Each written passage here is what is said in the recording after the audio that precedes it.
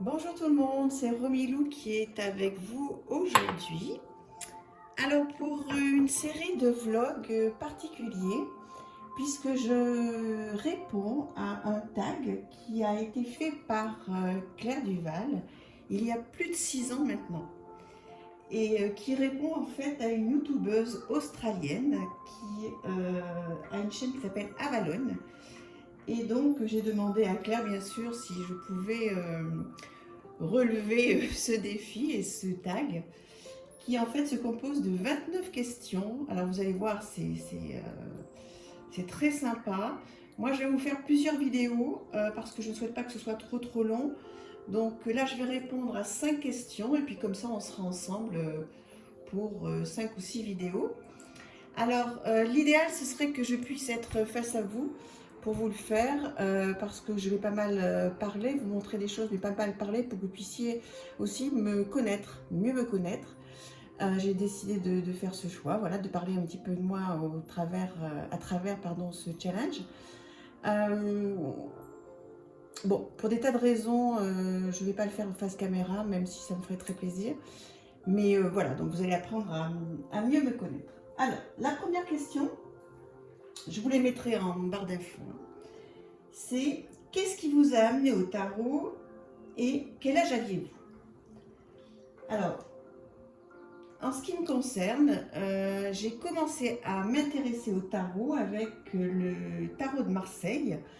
Il y a, bon alors pour tout vous dire, j'ai 54 ans aujourd'hui et j'ai commencé à m'intéresser au tarot, j'avais 13-14 ans. Un premier tarot de Marseille que je n'ai plus, puisqu'après donc j'ai décidé d'arrêter pour des tas de raisons. Donc le tarot de Marseille à 14 ans, 14-15 ans, je suis restée 2 ans avec. Et voilà l'âge que j'avais lorsque j'ai commencé donc à m'intéresser au tarot. Et puis, voilà, des années, je ne vous dirai pas combien, maintenant vous connaissez mon âge, hein, vous allez vite calculer. Des années plus tard, je suis tombée sur la chaîne, évidemment, de Claire Duval. Et j'ai commencé à visionner, à apprendre, à regarder tout ce qu'elle fait, à acheter tous ces petits jeux. Enfin, je ne les ai pas tous. Voilà, que vous connaissez certainement, ils sont plus à présenter. Et donc en fait, voilà, comment je suis arrivée au tarot? Eh bien, en regardant YouTube et en tombant sur la chaîne de Claire, qui m'a redonné complètement goût et puis qui surtout m'a déculpabilisée. J'avais un petit peu peur de m'intéresser au tarot, je ne savais pas trop comment l'utiliser. Et puis c'est tombé un moment de ma vie où voilà, j'ai eu envie et la chaîne de Claire m'a redonné très envie. Donc voilà ce qui m'a amené à revenir au tarot.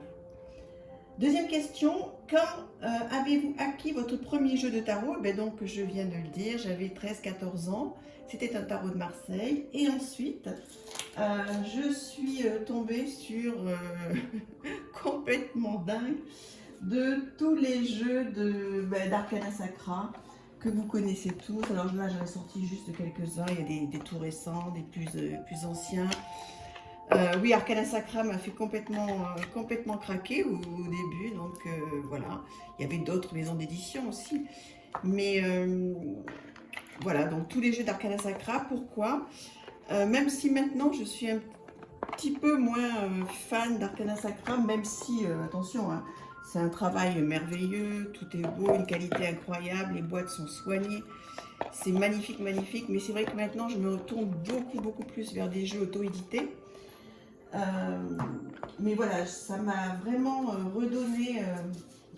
redonné goût au tarot lorsque j'ai donc repris il y a quelques années maintenant.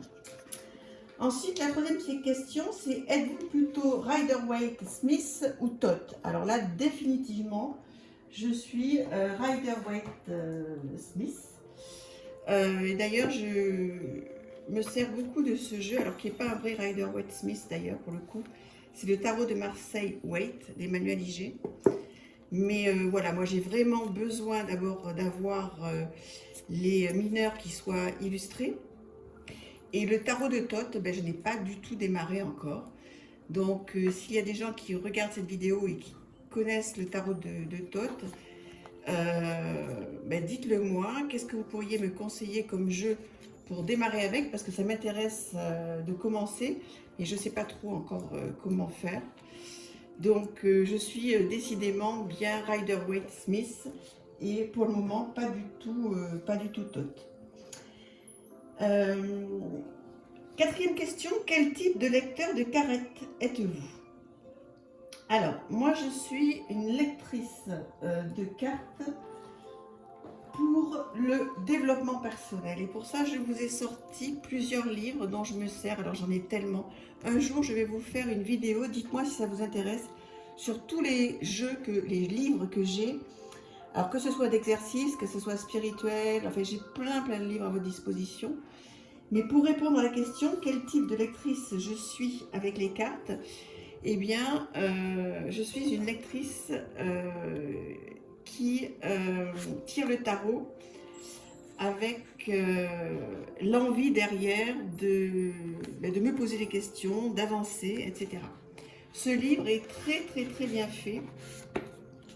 Le tarot du développement personnel, faire le choix de la sagesse, une méthode en 22 étapes pour rendre sa vie meilleure, donc avec le tarot. Par exemple, vous avez ici donc l'étape 9 qui est l'ermite, être soi sans tout ramener à soi, un petit texte,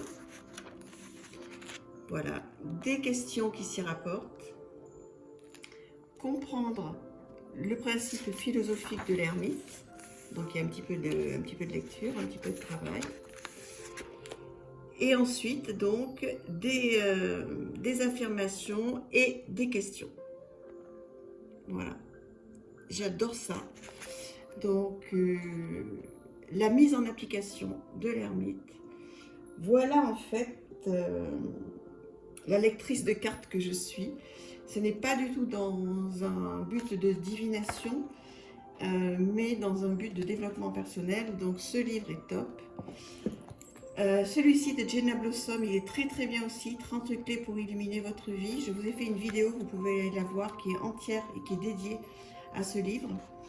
Donc pareil, développement personnel, il y a un oracle qui va avec donc des petites questions à se poser. Ce sont des exercices d'auto-coaching. Et voilà, c'est très intéressant. Voilà, vous avez ce livre aussi dont je me sers pour mon challenge. J'ai un challenge tarot. Et pour chaque carte, donc, on a... alors attendez, je vais vous montrer. Pour chaque carte, notamment les majeures qui sont où? Voilà, par exemple pour le pape, voilà, toutes les questions personnelles à se poser. Ce livre est super, je l'adore. Pareil, par exemple, voilà, pour les amoureux, le chariot, les questions à se poser. Voilà, moi j'ai vraiment besoin d'avoir un support et puis j'aime ça. J'aime avoir un support, des exercices à faire, des questions à me poser. Et puis voilà, ce genre de livre aussi. Donc au regard du tirage que j'ai fait, eh bien je vais me servir de livres avec des questions. Voilà, qui est très bien.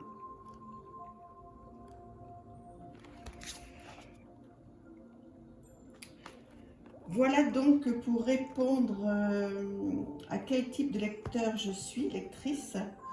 La dernière question pour aujourd'hui, c'est utilisez-vous le tarot pour le travail personnel, la méditation ou la manifestation? Alors, je l'utilise pour deux choses. Je l'utilise pour la méditation. Effectivement, alors j'ai un jeu à vous montrer si j'arrive à l'attraper. Parce qu'en fait, j'ai sorti tellement de choses. Alors, pour la méditation, je me sers en ce moment de ce jeu-là. Ce sont des cartes de visualisation. Et alors là, pour le coup, je suis en train de penser que c'est pas un tarot. Bon, peu importe. Puisque donc le challenge est sur le tarot. C'est pas grave, au moins c'est spontané. Ça vous montre à quel point j'essaie de, quand il y a des challenges comme ça avec des questions, j'essaie de pas trop préparer pour que ce soit le plus naturel possible. et le plus spontané possible. Donc en ce moment pour la méditation j'utilise cet oracle, mais j'ai aussi pas mal de tarots que j'ai peut-être pas sous la main là. Je suis en train de regarder. Qu'est-ce que j'ai comme jeu pour la méditation avec le tarot là? Non, j'en ai pas là tout de suite sous la main. Donc oui, j'utilise des tarots pour la méditation, pour le travail personnel bien sûr, donc vous l'avez compris tout à l'heure avec tous les livres que je vous ai présentés. Et pour la manifestation aussi, bien sûr, puisque moi je suis une fervente de la loi d'attraction. Je trouve qu'on ne se rend pas compte à quel point, avant de l'avoir utilisée, cette loi d'attraction, à quel point on peut demander des choses. Alors demander à qui, quoi, comment, alors là ce serait un vaste sujet, il faudrait qu'on se pose et puis que je sois face caméra, mais si on peut demander aux énergies, au divin, à l'univers, à Dieu, enfin à ses anges, à ses ancêtres, on peut demander à qui on veut des tas de choses. Et même aux fées, regardez, voilà, j'ai le tarot des fées là. Celui-là, il est de Dorine Virtue, il est kitsch, hein, mais il est tellement mignon. Et donc moi, je suis très monde des fées, monde des anges, je suis très attirée par ceci. Donc je peux demander, voilà, effectivement, et c'est même pas que je peux, c'est que je demande régulièrement donc à mes anges, moi mes guides, hein, de m'aider à obtenir, je sais pas si c'est une façon de parler, mais en fait je fais comme si, lorsque j'ai besoin d'une aide, je fais comme si je l'avais déjà. Je me mets en état de méditation, je m'imagine complètement dans la situation que je souhaite. Et après, je demande à mes guides de faire le travail, quoi.